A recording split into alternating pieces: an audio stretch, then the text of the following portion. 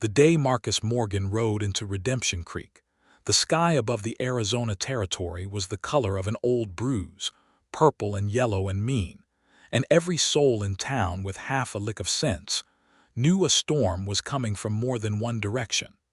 He came in from the east along the old cattle road, dust rising behind his roan gelding in lazy curtains that caught the last light of an October afternoon in 1883. Marcus was 31 years old, broad through the shoulders, lean through the jaw, with dark eyes that had seen too much open country and not enough kindness to soften them completely. He wore a charcoal duster that had been expensive once, and a flat-brimmed hat that sat low on his brow like it had made peace with his hard expression years ago. At his hip rested a Colt single-action Army revolver that had been used more for persuasion than for shooting, though it had done its share of both. He was not a lawman. He had never wanted to be.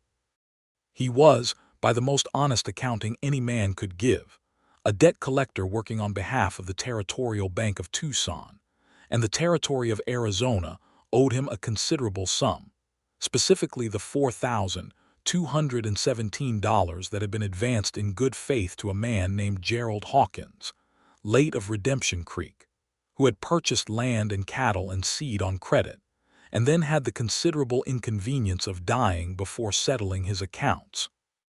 Marcus had ridden 3 days for this money. He intended to get it. What he had not accounted for, in any of his careful calculations, was the woman who stepped out of the general store just as he reined his horse to a stop in front of the building, a paper-wrapped parcel tucked under one arm, and a look in her eyes like she had already been through one war today and was bracing for the second. Edith Hawkins was 26 years old, Gerald's daughter, and she had been holding her late father's modest homestead together with nothing but stubbornness, and the kind of quiet ferocity that the territory seemed to manufacture in its women by necessity. She was tall for a woman of that era, with brown hair that was pinned up but threatening to escape, a calico dress that had been mended at the cuffs, and hands that were work-roughened and unashamed of it. Her eyes were the particular shade of green that reminded Marcus, though he would not admit this for some time, of new grass after April rain. She looked up at him on his horse, took in the duster and the hat and the leather saddlebag that had the faint imprint of a bank seal on its side, and her jaw set in a way that told him she already knew exactly who he was and why he had come. "Mr. Morgan," she said, and it was not a greeting. It was an acknowledgment, the way a woman acknowledges the approach of bad weather. He dismounted. He was a man who believed in conducting difficult conversations on even ground. "Miss Hawkins," he said, "I am sorry for your loss." "No, you are not," she said pleasantly, "but I appreciate the courtesy. You are here about the debt." "I am." "Then you had better come inside and have some coffee, because what I have to tell you is going to take longer than a doorstep conversation allows." He followed her inside, because there was nothing else logical to do, and because something in the directness of her manner had already tilted the ground beneath him slightly, though he could not yet say why. The general store belonged to a man named Amos Beaufort, who watched the two of them settle at the small table near the cold stove, with the expression of a man who had seen this particular scene before, and was fully prepared to watch it unfold again. He poured the coffee without being asked, and retreated to the far end of the counter, where he developed a sudden passionate interest in the inventory of his nail stock. Edith set her parcel down and wrapped both hands around her tin cup and looked at Marcus with those rain-green eyes and said, "My father borrowed money from the Territorial Bank of Tucson 18 months ago. He intended to pay it back from the cattle he was going to run on the eastern pasture. The cattle died in the drought last spring. Every last one of them. 47 head, Mr. Morgan. You can ride out and count the bones if you like." "I have the bank's records," Marcus said. He had heard variations of this story across 4 counties and 11 properties.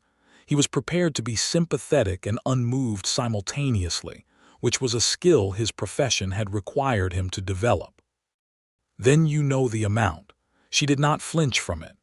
You also know that the property itself is mortgaged to the bank, and the bank holds the deed in trust until the debt is cleared.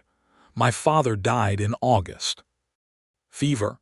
He was 53 years old and he had worked that land for 19 years, and he died owing the bank $4,217, and the bank has sent you here to collect it or claim the deed, and I do not have the money. Marcus set his cup down. Miss Hawkins, I have $342 in a tin box under the floorboard in the kitchen, she continued, as though he had not spoken because she was not yet finished. I have 6 laying hens, a milk cow named Cora, a mule named Abraham, and 40 acres of eastern Arizona territory that has been in my family longer than I have been alive. I also have an outstanding order of calico from Mr. Beaufort that I now realize I cannot pay for this month. She glanced at Amos, who waved a hand from his end of the counter without looking up. Do not worry about the calico, Edith, he said. She nodded. What I am telling you, Mr. Morgan, is the truth of the situation, unvarnished. I know you have heard 100 stories. I know men lie to debt collectors with as much creativity as they can muster. I am not lying to you. I genuinely cannot pay, and I would rather tell you that plainly than waste both our time with stories. Marcus studied her across the table. In 11 years of debt collection across the territories, he had never once had a subject simply tell him the exact state of their finances within the first 5 minutes of meeting, without deflection, without theater, without a single effort to manipulate his sympathies. It was so unusual that he was not entirely certain how to respond to it. The bank will want the deed, he said finally, because it was true and she deserved the truth back. I know. Something moved across her face then, something quick and controlled but real. I have been expecting that. I only ask that you give me until spring to make other arrangements. I have a plan. What plan? She looked at him steadily. I intend to take in boarders. There is a mining operation newly started about 12 miles southeast of here, run by a man named Calloway, and his men have nowhere decent to sleep and worse places to eat. I can cook, Mr. Morgan, and I have 6 spare rooms in that house, because my father built large when he was optimistic. If I charge $5 a week per man and fill 4 rooms, I can clear the debt in just under 2 years. Marcus did the arithmetic in his head, because he always did the arithmetic, and she was right. Approximately, depending on occupancy and overhead and a dozen variable factors, but right in her general calculation. That is not a plan the bank is obligated to accept, he said. No, she agreed. It is not. But you are not the bank, Mr. Morgan. You are the man the bank sent to collect the money or collect the deed. If you return to Tucson and tell them there is a viable repayment arrangement in progress, they may be willing to negotiate terms. Banks do not generally want to own 40 acres of Arizona drought land. They want their $4,000. He looked at her for a long moment. Outside, the first fat drops of rain began to strike the storefront window, slow and deliberate as a man thinking something through. You have considered this carefully, he said. I have had 2 months since my father died to do very little else, she said. Marcus picked up his coffee cup again and drank the rest of it, and when he set it down he said, I will need to see the property, and I will need to see the Callaway operation and verify that your plan is viable. I'm not going back to Tucson with a story. I will need evidence. Something in her expression shifted. Not quite relief, not quite gratitude, but something adjacent to both. That is fair, she said. It is not fair, he said, and he said it without malice, only with precision. It is just the best I can offer, she nodded.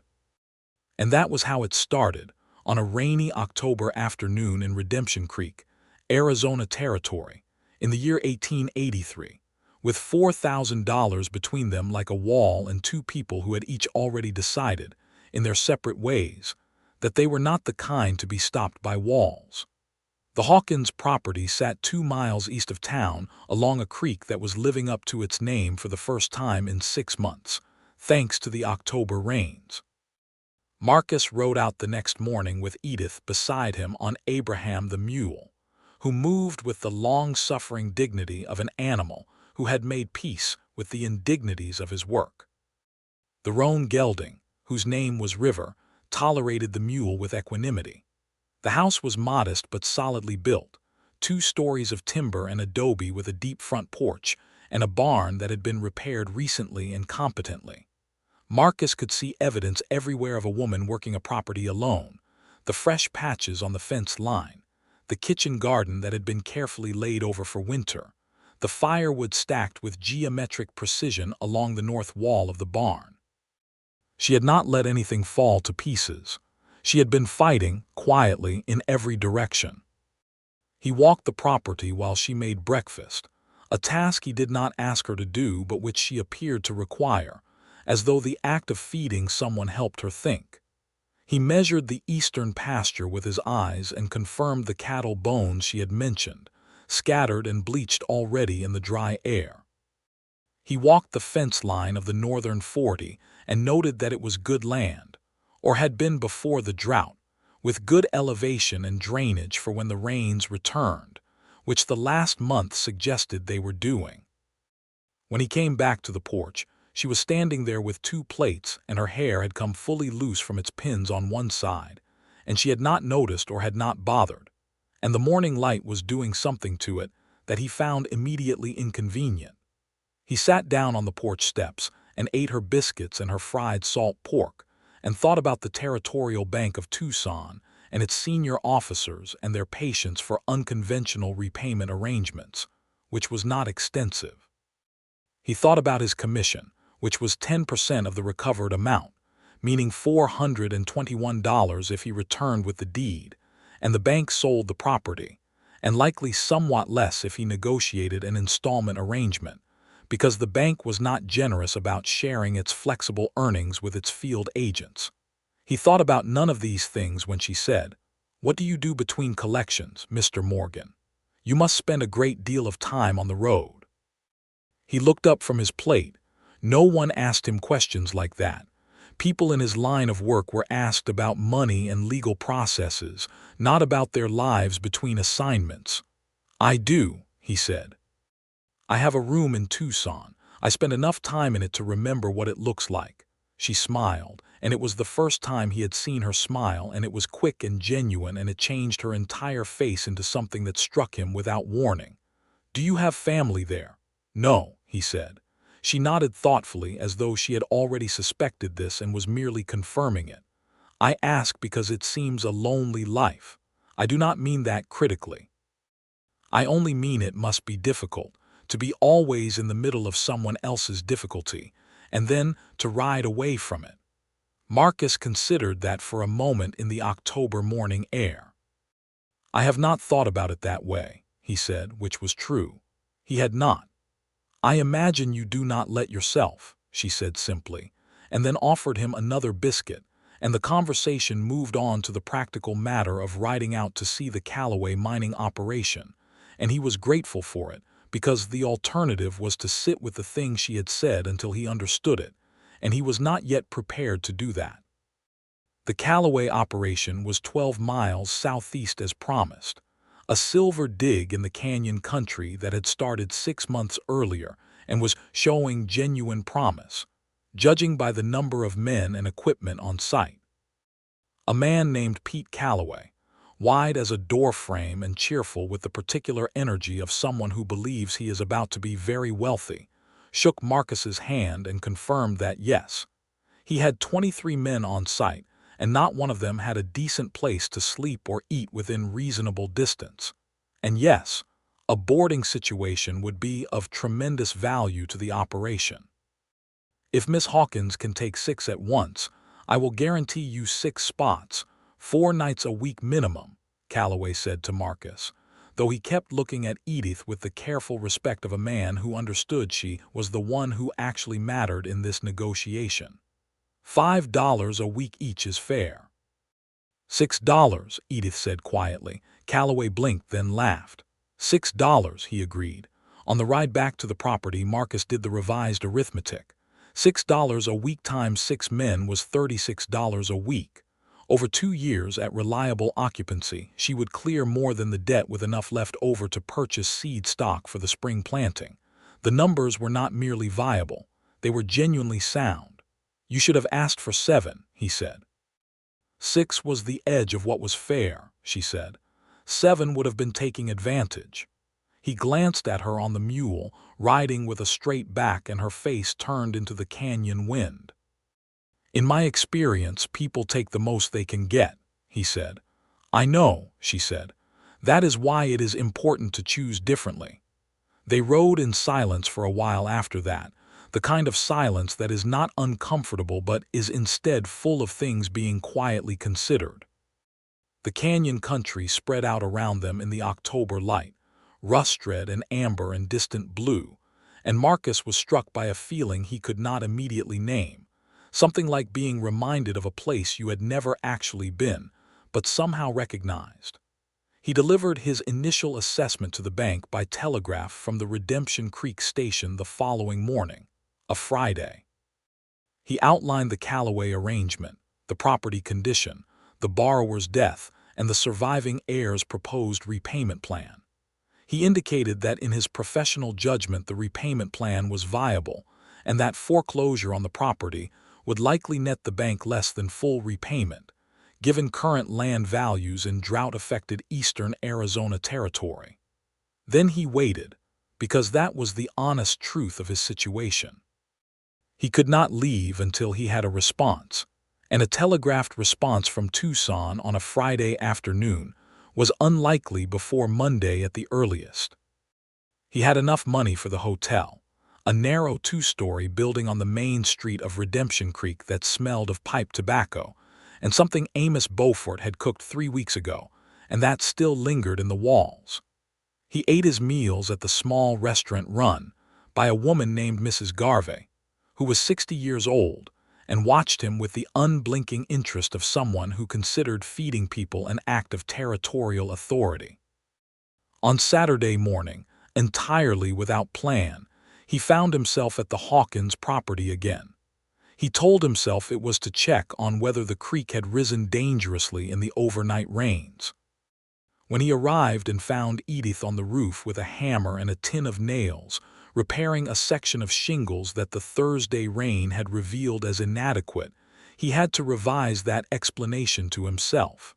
"You are going to fall," he said. "I am not going to fall," she said, without looking down at him. "I have done this before." "That is not the reassurance you seem to think it is," he said, and dismounted and tied River to the fence post and climbed up after her, because there was nothing else sensible to do. He handed her nails while she worked, and they repaired the section of roof together in the morning air, which was sharp and clean after the rains. And below them the creek ran bright and busy, and the hens moved around the yard with their self-important opinions about the state of the ground. She was a quick and competent worker, and did not require instruction, only assistance, which was the kind of help he was able to provide without feeling like he was overstepping. When they climbed down, she made coffee on the kitchen stove, and the kitchen was warm and low-ceilinged with copper pots hanging from the beam above the range and a rocking chair by the window that had clearly been occupied by a larger, older person for a long time, worn smooth in its arms and its runner by years of use. Gerald Hawkins's chair. She did not sit in it. Marcus noticed this. "He was a good man," she said, following his gaze. "He was not a good businessman, but he was a good man. He taught me to ride and to read and to use a carpenter's square, and he read to me every evening until I was old enough to prefer reading to myself. He just could not say no to a bank that was offering him money to build a dream he had already half built. And then the drought came," Marcus said. "I am sorry." This time she did not tell him he was not. She looked at him with those green eyes and said, "Thank you." And there was a long moment between them that was as quiet and as full as a held breath. He helped her with the rest of the morning's work, because he was there, and because her water trough had developed a crack that she was attempting to seal with material that was not quite right for the purpose. He told her so and offered a better solution involving a product she could get from Amos Beaufort's supply room, and she looked at him with that quick, evaluating intelligence and said, "How does a bank's debt collector know about sealing water troughs? "I grew up on a ranch in New Mexico," he said. "My father ran cattle until the bank took the property." She was quiet for a moment. Then she said, "And then you went to work for the bank?" "Not immediately," he said. "But eventually, yes." She did not say what she might have said, which was that there was something bitterly ironic in that progression. She was too measured for cruelty. Instead, she said, "So you know both sides of this table?" "I do," he said. "It is not a comfortable thing to know." She nodded slowly. "No, I imagine it is not."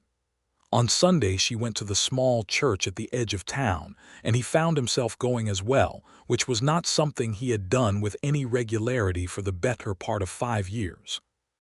He sat 3 rows behind her, and watched the way she sang the hymns with genuine feeling and greeted the other women of the congregation, with an ease and warmth that suggested she was known here and valued. And he understood more clearly than he had before that Redemption Creek was not merely a place to her. It was the entire geography of her life, the place she had been born and the place her father was buried and the place she intended to stay. The thought of the bank taking this from her settled in him like a stone in deep water, cold and permanent. The telegram from Tucson arrived Monday afternoon. Marcus stood in the telegraph office and read it twice and then walked back to his hotel room and sat on the edge of the bed and stared at the opposite wall for a considerable time. The bank's response was not what he had hoped. The senior officers in Tucson had considered his assessment and had concluded that the repayment plan, while potentially viable, represented too great a risk and too long a timeline. They wanted the deed. They were giving him 1 week to finalize the matter. If the deed was not transferred within that week, they were dispatching a lawyer from Tucson with the legal paperwork to foreclose formally, which would be more expensive for the estate and more damaging to Edith's situation. He folded the telegram and put it in his breast pocket and went to find Edith. She was at the general store when he found her, talking with Amos Beaufort about a matter involving flour and the upcoming month's supplies. She looked at his face when he walked in and immediately stopped talking about flour. "When?" she said. "1 week," he said, "or they send a lawyer." Amos Beaufort became very interested in his nail inventory again. Edith set down the list she had been holding and was quiet for a moment, not the quiet of devastation which he had expected. The quiet of a woman thinking at high speed through a field of difficult options. "There is a woman in Tucson," she said. "Her name is Clara Bright. Her late husband was a prominent attorney, and she has continued his practice with a partner named Hollis Grant. They have handled land disputes in this territory for 12 years. My father consulted them once when a neighbor tried to claim our northern fence line." "You think an attorney can change the bank's position," Marcus said. "I think a well-regarded attorney who knows territorial land law can slow the bank's position long enough for me to raise a significant portion of the debt through the Callaway arrangement," she said. "Mr. Callaway told me Monday that he can fill all 6 rooms starting the 1st of November. That is 2 weeks away. If an attorney can negotiate even a 60-day delay, I can demonstrate good faith payment." He looked at her. "You cannot afford an attorney." "No," she agreed. "But I can write Clara Bright a letter and ask what she can offer. She knew my father, and more importantly, she has fought the Territorial Bank of Tucson before on behalf of other families in this exact situation." Marcus sat down on the stool at the counter and pushed his hat back on his head and looked at the tin ceiling of Amos Beaufort's general store and thought about this situation from every angle he could find. He had a week to deliver a deed. He had a subject who was proposing a legitimate and thoughtful defense. He had a clear-eyed understanding of the fact that the bank was acting within its legal rights, and also that legal rights and moral rights were not always the same territory. He thought about his father's ranch. He thought about the agent who had come to collect, a thin man with dry hands who had not looked his father in the eye when he delivered the paperwork. Marcus had been 14. He had watched his father sign the deed over with the particular stillness of a man swallowing something that was going to take years to digest. He had vowed then that he would never be that thin man, He was not always certain he had kept that vow. "Write the letter," he said. "I will add a note to it in my capacity as the bank's agent, indicating that the situation warrants legal review before finalization. That will not stop the bank, but it will give Clara Bright something to cite when she contacts them." Edith looked at him steadily. "Why would you do that?" she said. "It goes against your interests." "My interests are to ensure the bank recovers what it is owed," he said carefully. "The most reliable way to ensure that is for the bank to accept a repayment plan, not to take a piece of Arizona territory that it does not know what to do with. I am not going against my interests. I am interpreting them differently than my employers are." She held his gaze for a moment. "That is a very precise way of explaining a kind thing," she said. "I am a precise man," he said. She smiled again, and again it changed everything in the room, and he looked away at the nail inventory and thought that if he were not careful he was going to find himself in a considerably more complicated situation than a debt collection.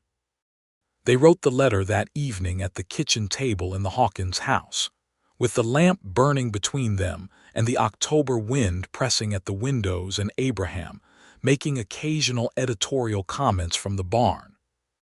Edith wrote the primary letter, which was clear and thorough, and made its case without pleading, simply stating facts and proposing reasonable remedies, and citing specific provisions of territorial law that Marcus had not known she knew.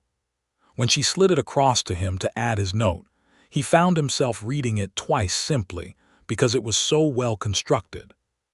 He wrote his note carefully, citing his professional assessment that the repayment plan was viable and recommending a legal review period before deed transfer. He signed it with his full name and his bank agent identification number. She sealed the envelope and he rode into town with it and left it with the telegraph station, which could also manage mail to Tucson via the stagecoach. Then he rode back to the property, because it was late and the road was dark, and he told himself he was only being responsible, not coming back for any reason related to the kitchen lamplight, or the way she had read back certain sections of the letter aloud with her head bent and her voice low and precise. She had left the porch light burning, which was a small thing but not a small thing. He stayed in the barn. She did not argue about this, though she brought him a blanket that smelled of cedar, and told him that Abraham was a sound sleeper and would not disturb him, which proved accurate. He lay in the hay listening to the October wind and the creek and the mule's steady breathing, and thought about the precise and peculiar nature of the position he had arrived at. He had come to collect what the territory owed the bank. He had found instead a woman who was the most honest person he had encountered in 11 years of work, who was fighting with extraordinary composure and intelligence for a life she had built on the bones of her father's dream, and who had looked at him across a table and said, without artifice, "You know both sides of this table," and meant it, and waited to see what he would do with that knowledge. He was not certain yet what he was going to do with it. He was beginning to suspect it was going to be considerably more than delivering a deed. Clara Bright's response came not by telegraph, but in person, 6 days after the letter was sent, on a Wednesday morning when Marcus was helping Edith repair the northern fence line, a task that had revealed itself as more extensive than it had appeared from a distance. The stage from Tucson arrived at 10 in the morning and deposited on the main street of Redemption Creek a woman of about 50, in a good black dress and traveling coat, carrying a leather case that had the self-assured weight of legal documents. She had silver hair and a sharp, clear face, and she asked for the Hawkins property before her baggage was fully unloaded. Edith met her on the porch with the kind of greeting you give someone who has come to fight beside you, which is different from the greeting you give a guest. Clara Bright shook her hand, looked past her at Marcus, who was still holding a fence post mallet, and said, "You are the bank's man." "I am," he said. "Good," she said. "I need to talk to you as well." They sat at the kitchen table, the three of them, and Clara Bright opened her case and laid out 3 documents and began to speak. And Marcus found himself in the unusual position of admiring the legal work of someone who was working directly against his employer's position. Clara had identified two specific provisions of the Arizona Territorial Land Act of 1880 that placed conditions on the foreclosure of agricultural property when the original borrower had died and left a direct heir in residence. The bank had not followed the proper notification protocol in Edith's case, having sent Marcus without first issuing a formal 30-day written notice of intent to foreclose, which the law required. This did not erase the debt, but it reset the timeline, giving Edith a minimum of 60 days from the date of proper notice before any legal transfer of the deed could proceed. It also, Clara added with quiet satisfaction, gave them grounds to negotiate directly with the bank's board rather than through its field agents, which typically produced better terms. Marcus read the provisions she indicated carefully and then sat back and said, "They will argue that my visit constituted informal notification." "They may argue it," Clara said. "They will not win that argument. I have done this before, Mr. Morgan." The bank tends to back down when the legal standing is clear, because they know territorial judges, and the territorial judges know how this territory was built, and they are not sympathetic to institutions that foreclose on grieving daughters without following the law. Edith was watching both of them with her hands folded on the table and a careful stillness that was not passivity but concentration. "What does this mean for the repayment plan?" she asked. "It means," Clara said, "that I am going to contact the bank's board directly, using this legal position as my opening, and propose a 12-month structured repayment at 6%, secured against the property value, using your income from the Callaway boarding arrangement as the demonstrated payment source. The bank will not want a legal dispute with me. I have cost them significantly in 3 prior cases." Marcus said, without entirely meaning to, "She can do that, Miss Hawkins." Clara Bright's reputation in Tucson is considerable. Both women looked at him, Edith with something new in her expression, something warmer than what had been there before. Clara Bright with the assessing look of a lawyer filing information away.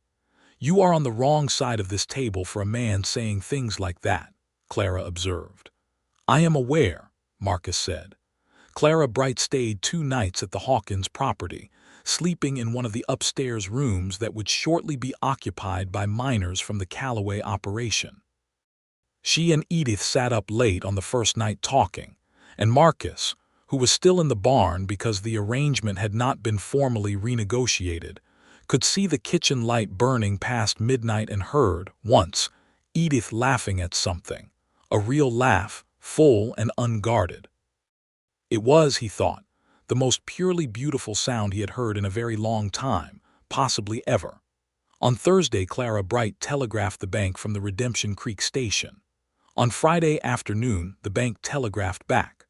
On Saturday morning, she walked out to the fence line where Marcus and Edith were working again, because the fence was long and the two of them had developed a rhythm with the work that made progress efficient, and she held up a piece of paper and said, 12 months. Standard interest. They will expect the first payment within 30 days of the formal agreement, which I will draw up next week and have witnessed in Tucson. Edith set down the post driver she was holding. She did not cry. She was not that kind of woman, which was not to say she was cold, only that her emotions expressed themselves differently in the steadying of her shoulders and the long, slow breath she took and the way she pressed her lips together briefly as though sealing something inside. Then she said, "Thank you, Clara." "Thank the law," Clara said. "I am merely fluent in it." She looked at Marcus. "And you may have accelerated this somewhat, Mr. Morgan, with your note."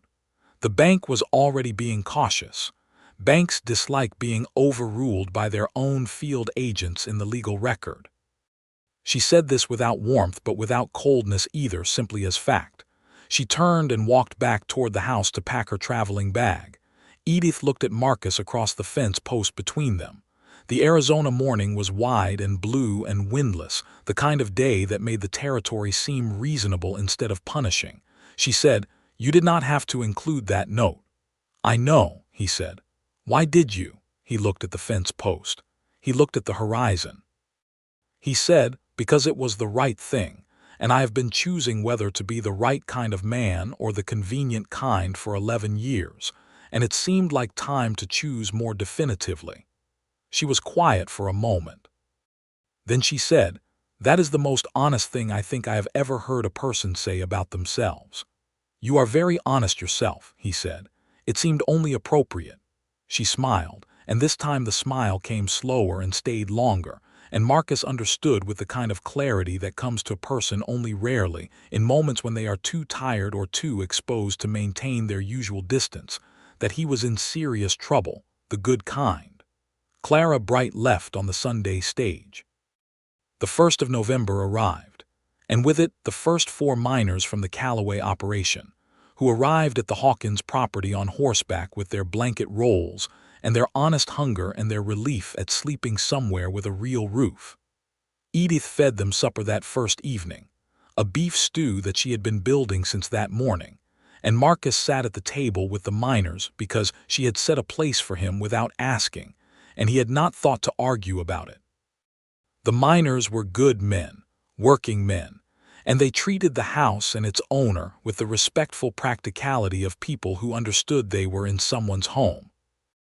A man named Roy, who had enormous hands and a surprisingly gentle manner, told Edith that the stew was the best thing he had eaten since leaving Kansas, which the other 3 confirmed immediately and with feeling. After supper, Marcus helped Edith clear the dishes while the miners settled in the parlor, and the sounds of the property changed from the sounds of a woman alone in a big house to something fuller and warmer. "You do not have to help with the dishes," she said. "I know," he said.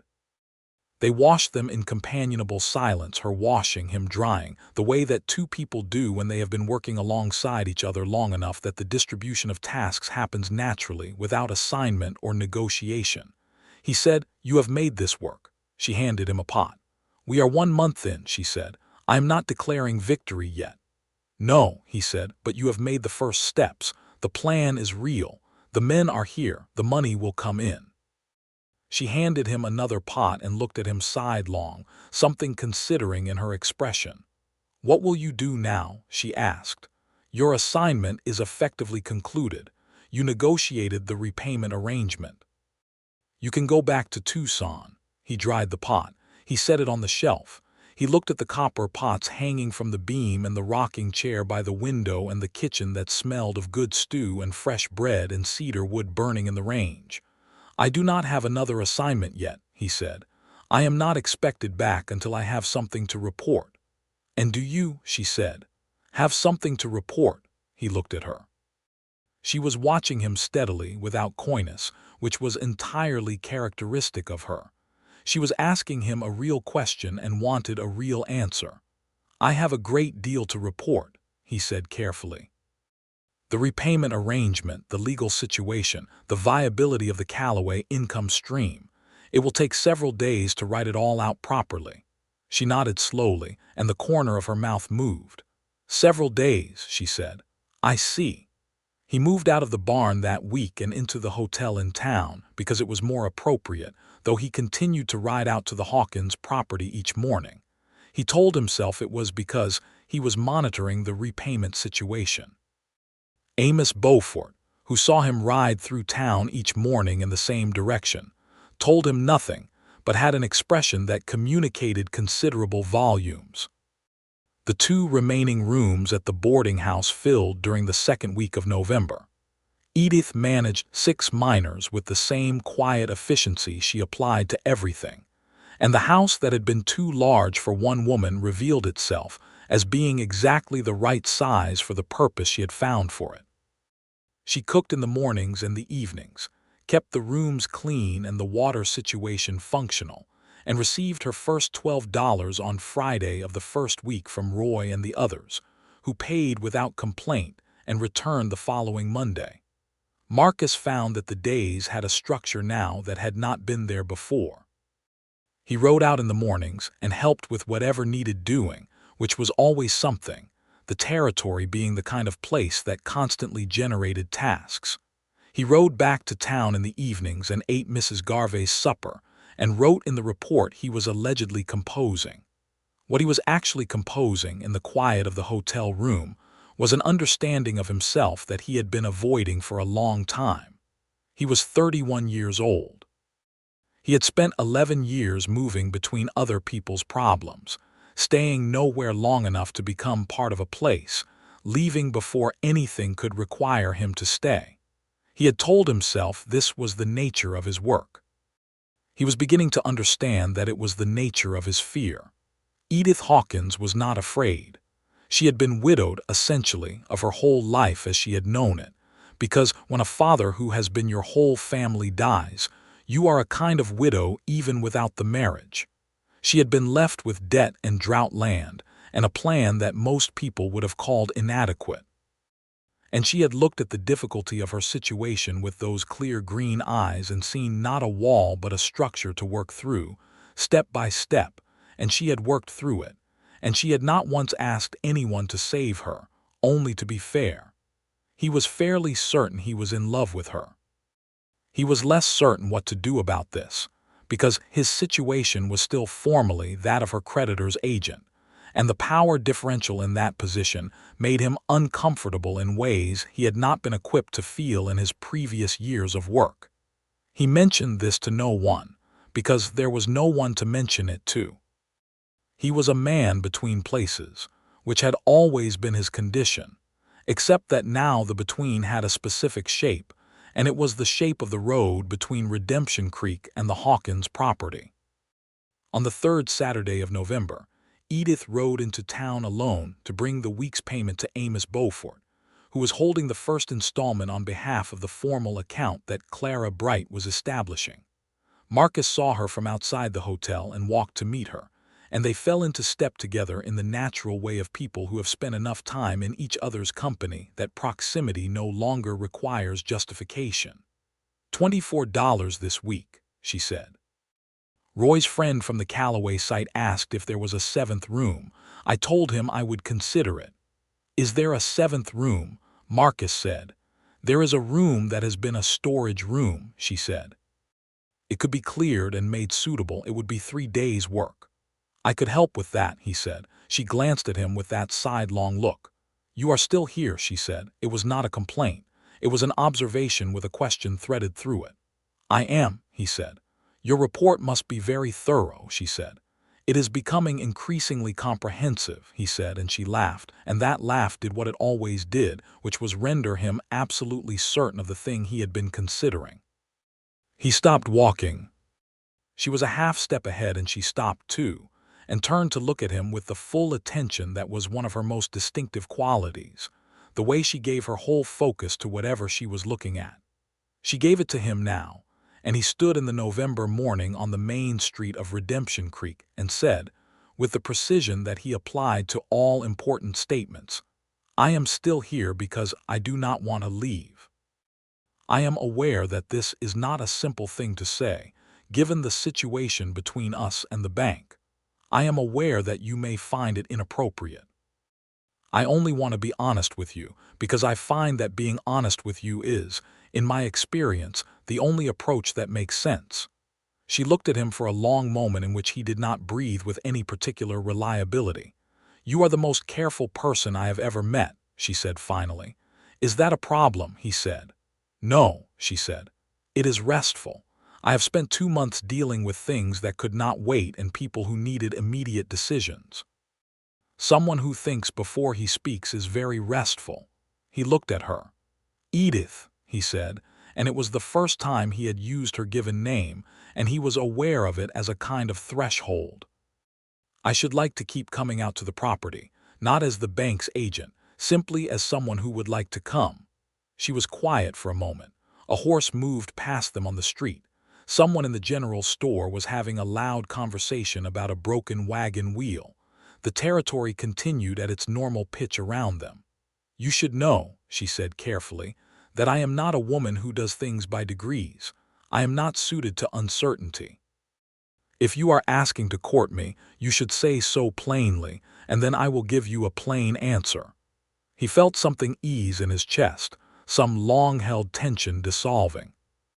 Because this directness, this refusal to let things be fuzzy when they could be clear, was the thing he had been responding to from the very beginning without knowing how to name it. "I am asking to court you," he said, "if you will allow it." She considered this with the seriousness it deserved. Then she said, "Yes, I will allow it, but you should know that I come with a boarding house and a mule and a debt and 40 acres of drought land." "I know," he said. "I have counted all of them." She smiled, and it was different from the other smiles, softer and more deliberate, and she said, "Then we understand each other," and offered him her hand, not to shake but simply to take, which he did, and they stood on the street for a moment like two people who had each been moving toward the same place from very different directions and had finally arrived. December came in clear and cold, the kind of Arizona Territory winter that was not brutal but was serious, with frost on the ground in the mornings and the creek running low and bright.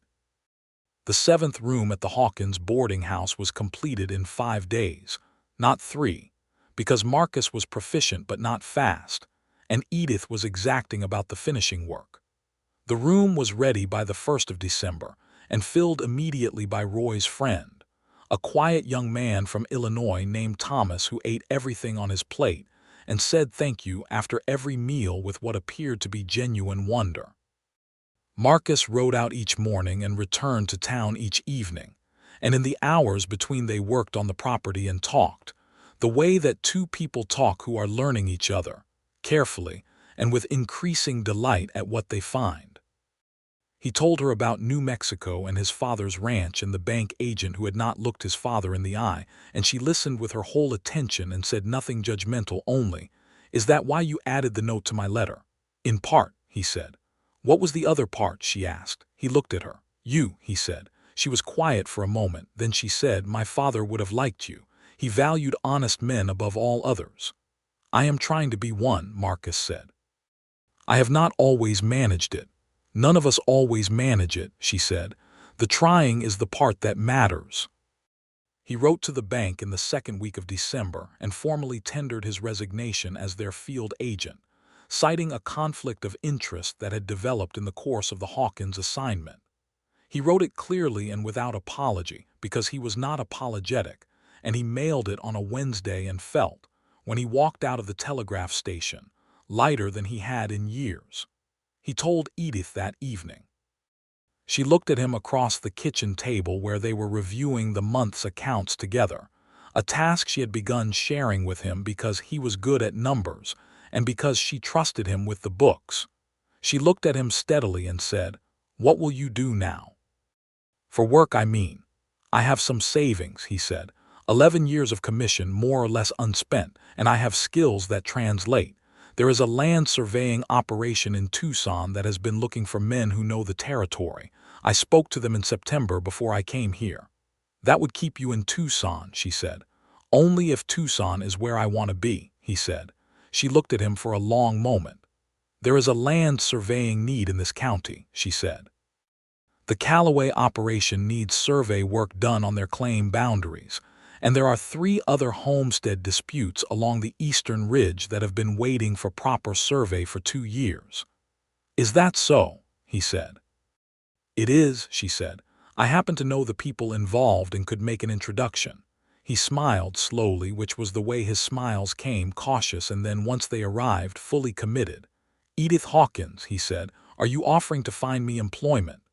"I am offering to introduce you to people who have a problem that you are equipped to solve," she said primly, and the corner of her mouth betrayed her with its movement. "Then yes," he said, "I would appreciate the introduction." Christmas arrived in Redemption Creek with the particular sweetness of a small town that takes its celebrations seriously.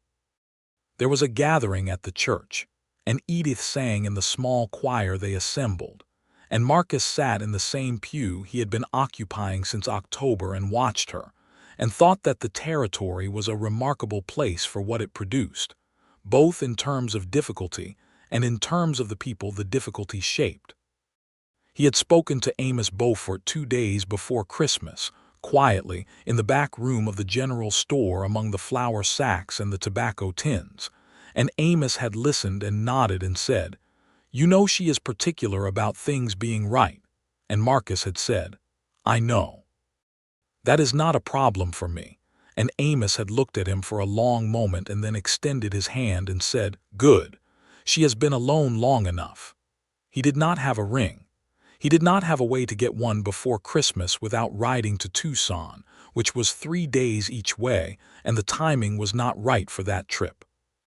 But he had his mother's garnet brooch, which he had carried in his saddlebag for 11 years without knowing quite why, the last object from the New Mexico ranch, a small dark red stone in a silver setting that caught the light a particular way.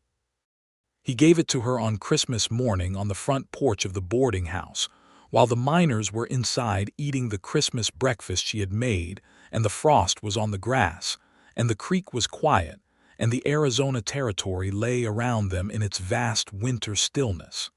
He told her what it was. He told her where it had come from. He told her that he was not proposing yet because he had not asked her properly or spoken to her about his intentions in full, but that he wanted her to have something of his that mattered, so that she understood the quality of what he meant when he said he intended to stay. She held the brooch in her palm and looked at it for a long time and then looked at him and said, "Marcus." It was the first time she had used his given name, and it hit him in the chest like something clean and final. "I am listening," he said. "I would not be unhappy," she said carefully, "if the proper question were eventually asked." He exhaled. He smiled.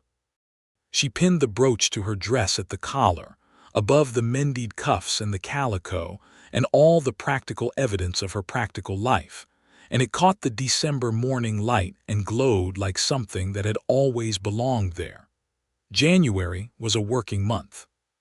Marcus had secured 3 survey contracts through Edith's introductions, 2 with homesteaders on the Eastern Ridge and 1 with Pete Calloway, who had expanded his operation and needed his claim boundaries properly established before filing his extended license with the Territorial Office. The work was outdoor work in the winter cold, long days with a transit and a measuring chain, but Marcus had always been suited to open country, and the work had the satisfying quality of producing something permanent and unambiguous, a line on a map, a fact in a legal record. He ate supper at the boarding house most evenings now, because Edith cooked for 7 and 1 more did not change the arithmetic in any meaningful way, which was the practical explanation. The real explanation was that 7 o'clock at the Hawkins table was the best hour of his day, when the miners were tired and contented, and told their stories, and Edith sat at the head of the table with her coffee, and listened to everyone, and occasionally offered a comment that was so precisely right that the room went quiet for a moment in appreciation. Roy had taken to calling her Miss Edith, and the others had followed suit, and there was in their manner toward her something protective and brotherly that Marcus found he approved of, not because he required their approval of his intentions, but because they reflected accurately what Edith deserved. She was someone worth looking after. The difference was that she did not require looking after. She required choosing, and knowing she was chosen, and being stood beside rather than carried. He understood this about her because she had told him so, not in so many words but in the accumulation of every interaction they had ever had. She was a woman who wanted a partner, not a rescuer. He was a man who had spent 11 years being no one's anything, and he found that what he wanted, more than he had known was possible to want something, was to be hers. He proposed on the 14th of February, 1884, because the date existed, and because it seemed to him fitting in a way that was not sentimental but was instead quietly correct. He did not arrange anything elaborate. Elaborate was not who either of them were. He rode out to the property in the morning and found her in the kitchen garden, which she had been preparing for the spring planting, turning the soil in the thin winter light with a spade that was older than she was. He had a ring. He had ridden to Tucson 3 weeks earlier under the pretense of filing a survey report, and had spent 2 hours in a jeweler's shop on Congress Street, explaining exactly what he was looking for, which was a plain gold band with a small dark stone, not large, not showy, something that could be worn while working and would not catch on things or get in the way.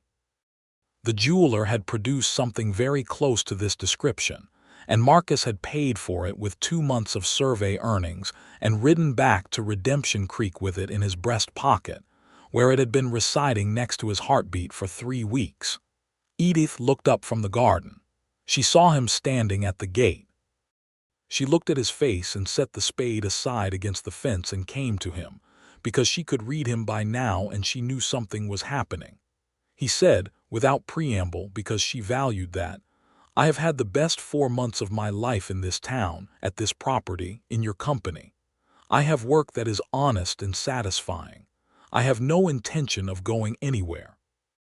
I would like to stop going back to the hotel in the evenings and coming out here in the mornings as though we are at opposite ends of a calculation. I would like us to be the same equation. Will you marry me, Edith?" She had been very still while he spoke. She looked at the ring when he opened the small box.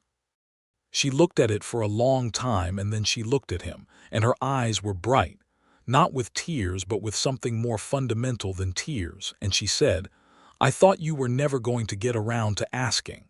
He laughed.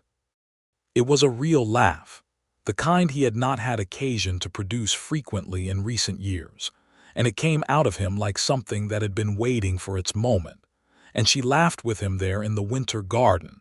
And then he put the ring on her finger and she stood on her toes to kiss him, and it was exactly what 2 practical, honest, careful people kissing for the first time was like. Which was to say, it was gentle and entirely certain, and worth every one of the 4 months it had taken to arrive at. They were married in April, on a Saturday when the creek was running full from the spring rains, and the eastern pasture had new grass on it for the first time in 2 years. The church was full. Amos Beaufort stood up for Marcus because there was no one else logical for the role, and Amos had appointed himself to it without being asked, which Marcus found he did not mind at all. Clara Bright rode up from Tucson for the occasion and sat in the front row with the air of a woman who considers her legal work to have contained a romantic subplot that has now been satisfactorily concluded. All 7 miners attended in their best clothes, which had clearly been cleaned and pressed for the occasion, and Roy cried at the vows in the direct, unembarrassed way of a large man who sees no reason to apologize for feeling things. Marcus stood at the front of the church and watched Edith come down the aisle in a dress she had made herself from good cream-colored fabric, with her mother's pearl buttons down the front and her hair properly pinned and the garnet brooch at her collar. And he thought that the word collected was an interesting word, because he had come to this territory to collect a debt, and what he had found was this, the only thing he had ever genuinely wanted to hold on to, which was her name. Her name was now Edith Morgan. She kept Hawkins as well, because the land was Hawkins' land and would remain so, and Marcus had no objection to this. He understood that her name was not something she surrendered, only something she expanded to include him, which was precisely the right way to understand it. The spring of 1884 was good. The rains came regularly, and the eastern pasture came back to life. Marcus's survey work expanded as word moved through the county that there was a man in Redemption Creek who was thorough and fair, and knew the territorial law better than most attorneys who had not actually studied it. He took on an apprentice in May. A 17-year-old boy named William, whose father had a homestead 3 miles north, and who had a talent for mathematics and a willingness to learn. The Callaway operation continued to send miners to the boarding house. Edith ran it with the same quiet competence as always, and the payments to the bank came in every month without exception, documented in the ledger that she and Marcus kept together on Sunday evenings. 2 people reviewing the arithmetic of a life that was becoming, incrementally and undeniably, a good one. The debt was cleared by January of 1886, 18 months into the repayment plan, because the boarding income had been better than projected, and because Marcus had contributed a significant portion of his survey earnings to the account without making a production of it. When the final payment was made and Clara Bright sent the bank's confirmation of the deed release, Edith held the document for a long time at the kitchen table and then placed it carefully in the cedar box where her father's papers were kept.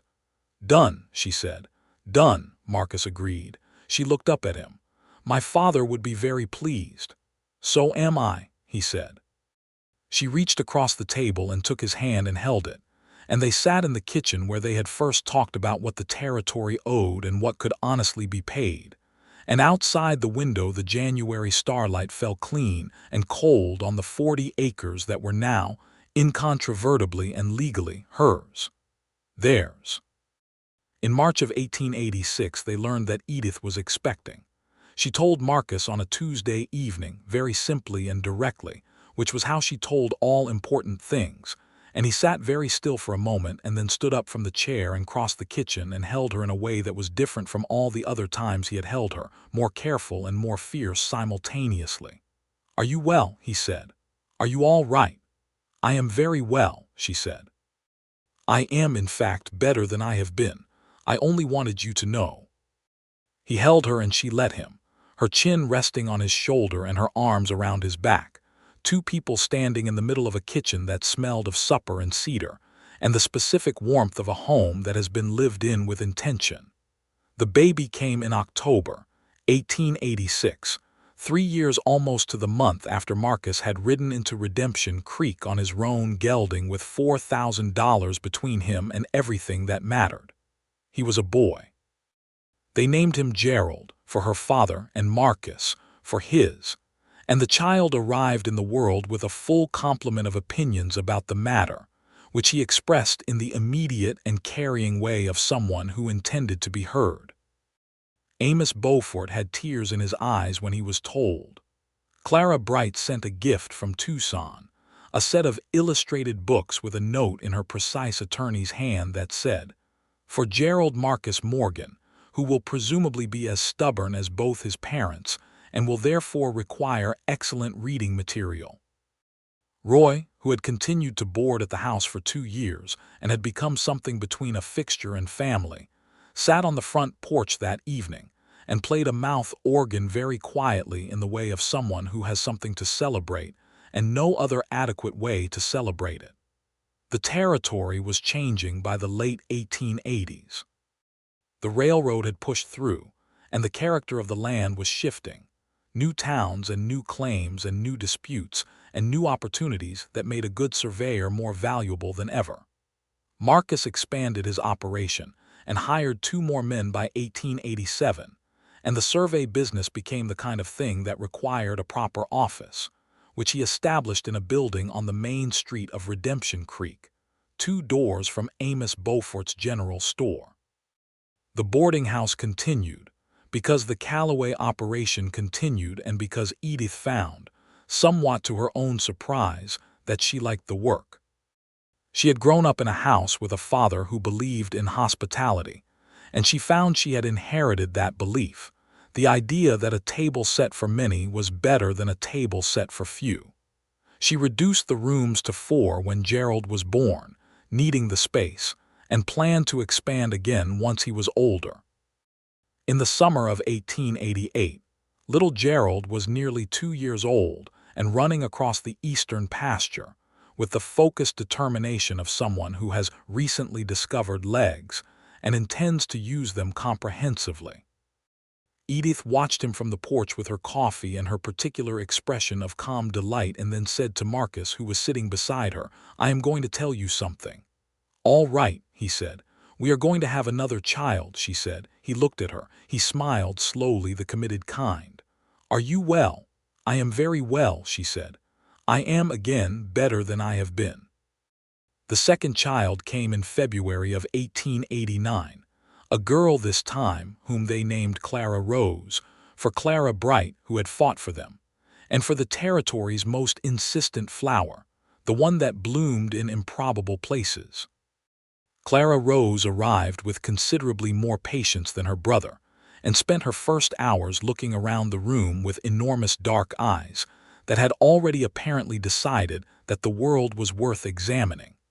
Gerald was protective of her immediately and comprehensively, in the way of toddlers who are uncertain about a new arrangement, but have decided to manage it from a position of authority.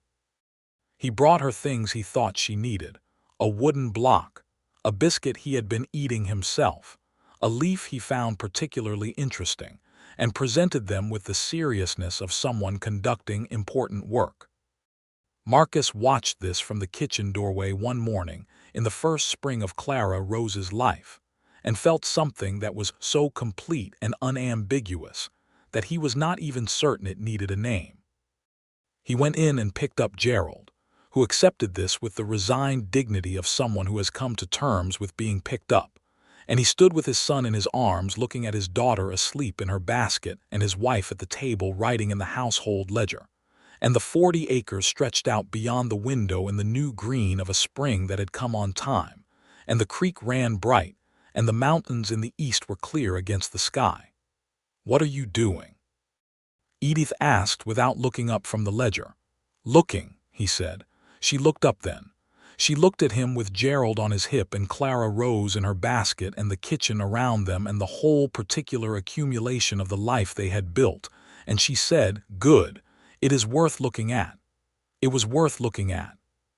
He knew this with the certainty of a man who had come to a place intending to leave quickly and had found, instead, the entirely specific and irreplaceable thing that had been waiting for him there all along. Not the money, not the deed, not the territory's debt, which had been paid in full, documented and settled and put away in a cedar box. He had found her name. He had found all the things her name contained: her stubbornness and her honesty and her directness and her laugh and her capacity for work and her green eyes, and the way she held things that mattered with both hands and did not let go. He had come to collect what the territory owed, and the territory, in its vast and impractical generosity, had offered him something that could not be collected at all, only received, only chosen, again and again, in every kitchen morning and every fence line afternoon, and every evening at a table full of hungry men and growing children, and the ordinary extraordinary evidence of a life that was exactly where it was supposed to be. By 1890, the survey business employed 4 men and had contracts across 2 counties. William, Marcus's first apprentice, had grown into a careful and excellent surveyor, and had opened a secondary office in the next town over with Marcus's full support and a small partnership investment that both of them expected would pay dividends within 3 years. The Callaway silver operation had expanded twice and brought more steady work to the region, and Redemption Creek itself was no longer a handful of buildings and a telegraph station, but a proper town with a school and a doctor's office and a second hotel. Edith reopened all 6 boarding rooms in 1890, with Clara Bright's first visit of that year producing a dinner-table conversation that included 6 minors, 2 children, Marcus, Edith, Clara, and Amos Beaufort, who had been invited because he brought the bread, and the noise and warmth of it filled the house from the floorboards to the rafters. After dinner, when the minors had retreated to the parlor, and the children were in bed and Amos and Clara were talking in the low, animated way of 2 people who had, over the years, found each other's company unexpectedly essential, Marcus and Edith stood at the kitchen window and watched the moon come up over the eastern pasture. "This house is full," she said. "It is," he said. "My father built it large when he was optimistic," she said, "and it turned out he was right too." He took her hand. She leaned against his shoulder. The moon rose over the Arizona Territory in 1890, over the land that was hers and the survey office that was his and the children sleeping above them, and the debt that had been paid, and the life that had been built on the bones of that payment, honestly and with great care, and with the particular stubborn love of 2 people who had chosen each other as plainly and permanently as a line drawn on a survey map, a fact in the record, unambiguous and true. Gerald and Clara Rose grew.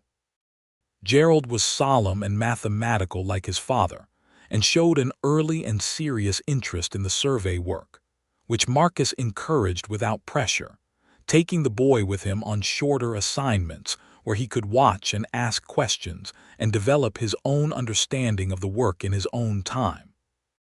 Clara Rose was quicker and more mercurial, with her mother's directness and a talent for reading that became apparent by the time she was 4, sitting in the kitchen with one of Clara Bright's illustrated books and working through the words with a focused intensity that made her very quiet in a room, which was noticeable because she was not generally quiet. Amos Beaufort retired his store in 1891 and sold it to a nephew from New Mexico, and in retirement he became the kind of person who appears at the Hawkins Morgan table for Sunday supper, with such reliability that Gerald considered him a fixture of the household and addressed him accordingly. Amos accepted this with the grace of a man who had been working toward exactly this kind of belonging for years, without knowing quite how to arrive at it. Clara Bright visited twice a year and stayed for a week each time, and worked on whatever legal matter needed attention in Redemption Creek, which was never nothing, because the territory was always generating new disputes. She and Marcus had developed a working relationship that involved mutual respect and occasional spirited disagreement about territorial law that both of them enjoyed considerably. Edith watched these debates across the dinner table with the quiet satisfaction of someone who has arranged two people they like in close proximity and is pleased by the result. In the spring of 1892, Edith told Marcus there was a third child coming. She told him in the kitchen on a Tuesday evening simply and directly. "Are you well?" he said, because he always asked. "I am," she said. "I am, as I always am, better than I have been." He held her in the specific way that belonged to this particular piece of news, and she held him back, and the spring light came through the kitchen window and Gerald could be heard in the yard, explaining something to the chickens with the thoroughness of a 7-year-old who has opinions about things. The third child was born in November of 1892, another boy whom they named James Henry, James for no particular reason except that it was a good solid name, and Henry for Marcus's father, who had lost his ranch and his health to the bank's impatience, but who had taught Marcus to ride and to work and to take care of the land you were given. Henry, which was what they called the baby almost immediately, arrived with red hair that had no obvious precedent in either family and a temperament that was sunny and uncomplicated, in a way that suggested he had arrived fully decided about the matter of enjoying life. Roy had long since left the boarding house, departed to his own enterprise, a small ranch in the next county that he had been quietly saving for across 3 years of mining work. He came back for James Henry's christening with his hat in his hand, and a gift of excellent whiskey, and the expression of a man who has watched something good happen from close range, and counts himself lucky for it. By 1895, the Hawkins Morgan property was not the struggling homestead that a debt collector had ridden to one October afternoon 12 years earlier. It was a working home, a survey business, a boarding house, a place where 3 children grew up knowing the 40 acres the way they knew their own hands, the creek and the eastern pasture, and the barn where Abraham the mule had been replaced, after his eventual dignified passing, by 2 younger mules who were named Lincoln and Grant, because Gerald had been studying history that year and was enthusiastic about applying it. The debt had been paid. The deed was filed in Edith's name, Edith Hawkins Morgan, both names present and accounted for. The bank in Tucson had since been reorganized twice and had no particular institutional memory of the matter, which suited everyone. Clara Bright had retired her practice but visited still, and she and Amos Beaufort had, in the quietest and most undramatic fashion imaginable, arrived somewhere together in their 70s that looked very much like companionship of the most permanent variety, which Edith watched with enormous satisfaction, and Marcus with the quiet acknowledgement of a man who understood that the territory produced this kind of thing, Love found late and kept well. On the evening of their 12th wedding anniversary, Marcus and Edith sat on the front porch after supper, while the children were inside with their homework and their arguments and their requirements. And the April evening settled over the 40 acres in its April way, soft and mild and smelling of the new grass that had come back to the eastern pasture every spring for 12 years without fail. She said, "Do you ever think about what would have happened if you had simply taken the deed?" He thought about it. "I would have ridden back to Tucson," he said, "delivered the paperwork, collected my commission, taken another assignment. Been the other kind of man," she said. "Yes," he said. "The convenient kind." She was quiet for a moment, then she said, "I am glad you chose differently." "So am I," he said. "It has been a significant improvement." She laughed at that, the full, unguarded laugh that he had been hearing for 12 years and that still did what it had always done. She took his hand across the space between their chairs and held it, and he looked at the 40 acres in the April evening, the land she had fought for and kept, the land their children ran across and would grow up on, the land that had been in debt to an impatient bank and was now, and would remain, simply home. He had come to collect what the territory owed.